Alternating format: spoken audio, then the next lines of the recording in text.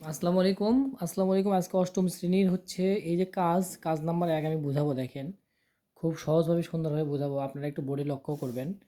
এখানে এইরকম অঙ্ক যেকোনো অঙ্ক আসলে আপনারা ইজিলি করতে পারবেন। এখানে দেখেন যোগফল বের করতে বলছে ১ যোগ ৪ যোগ ৭ যোগ ১০ যোগ ১৩ যোগ ইত্যাদি। তো আসেন বোর্ডে লক্ষ্য করেন কিভাবে প্রবলেমটা সলভ করি। তো আমি এর আগে অঙ্কগুলো করাইছিলাম, মানে এখানে বর্গের সমষ্টিগুলো করাইছিলাম। ধরি কোনো সংখ্যাটি কয়ভাবেও করা যায়, তবে আমি সব সহজভাবে করাবো। এটা যদি ২ মার্কের জন্য আসে তাহলে আপনারা সহজভাবে করতে পারেন। আমরা লিখতে পারি এখানে প্রথম পদ, ও মাই গড, আমরা লিখতে পারি প্রথম পদ ১, আর হলো শেষ পদ হলো এখানে আছে ৩১। কিন্তু একটা মজার বিষয় হলো পদ সংখ্যা কত, ১ ২ ৩ ৪ ৫ ৬ ৭ ৮ ৯ ১০ ১১। এখন আমরা লিখব পদ সংখ্যা ১১। এখন আমরা লিখব অতএব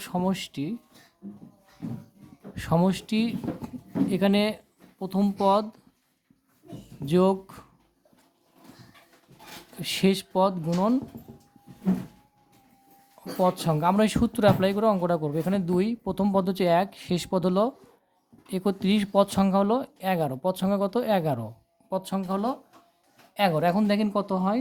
তাহলে এখানে ২, ৩১ আর আগে কত হয় ৩২, এখানে গুণন ১১ হবে, গুণন ১১। যাদের ক্যালকুলেটর নাই তারা ১৬ দোকানে ৩২ করতে পারেন। তাহলে এখানে ১১ গুণন ১৬ করেন, দেখেন কি বাড়ায় সেটাই আসবে। তো যদি গুণন করি ৬ কে ৬, ১ কে ১, এক ঘর শেষ, ৬ কে ৬, ১ কে ১, তাহলে ৬ ৭ ১, ১৭৬ হবে। ১৭৬, এই হলো অ্যান্সার। যে কোনো অঙ্ক এভাবে আসলে আপনারা ইজিলি করতে পারবেন। এটা হলো নিয়ম।